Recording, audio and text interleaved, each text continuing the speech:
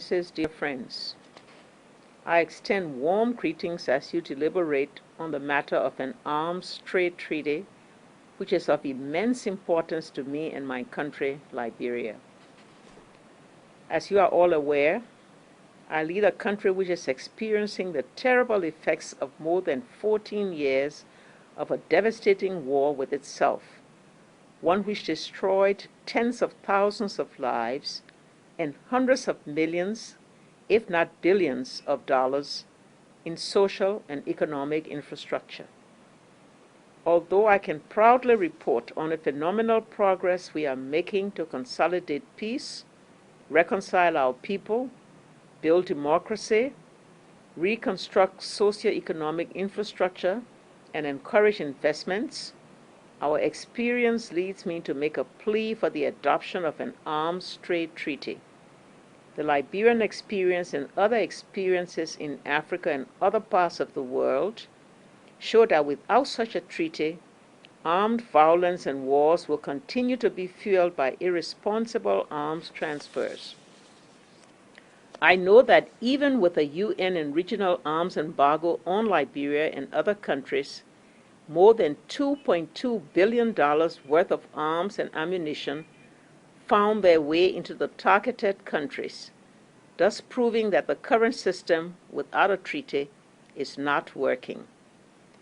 The case of bullets and ammunition reminds us of how their absence during the battle for Monrovia between rival armed groups in June 2003 temporarily ended the terror on the city's population until fresh and illegal supplies arrived.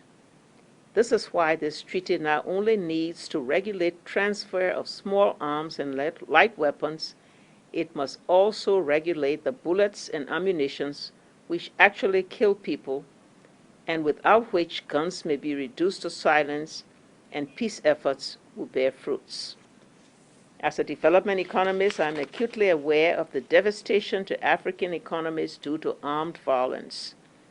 One cannot but be appalled by the cost of conflicts for Africa, which loses at least $18 billion a year. This is money our continent cannot ill afford to lose.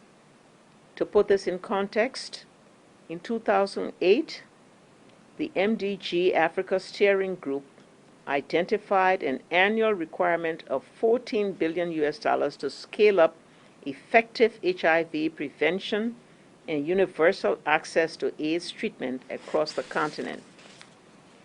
Considering that all low and lower middle-income countries which allocated more than 10% of central government expenditure to the military in 2009 scored poorly on corruption indices that year, a robust ATT must create anti-corruption standards which states can use to assess specific transfer on a case-by-case basis.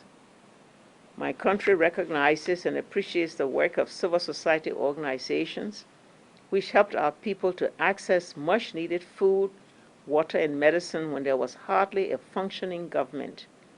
When states forget that they exist, first and foremost to protect their citizens, it is vital that civil society continues to remind us of our responsibilities and obligations. It is therefore crucial that we support the diligence and perseverance of NGOs which have spearheaded this treaty process for many years and which must press on until the very last minute of the negotiations. Finally, I call on the governments of Africa and the world to be bold in our work toward the ATT. The treaty provides a once-in-a-lifetime opportunity to agree tough controls on the arms trade that would significantly help reduce armed violence in Africa and across the world, an opportunity that is truly priceless. Delegates, Excellencies, friends, let us make history in the next few days and change the world for the better. Millions are counting and watching us to ensure that we deliver an arms trade treaty that will truly make a difference in the lives of the world's people. I do believe that you can do it. Thank you.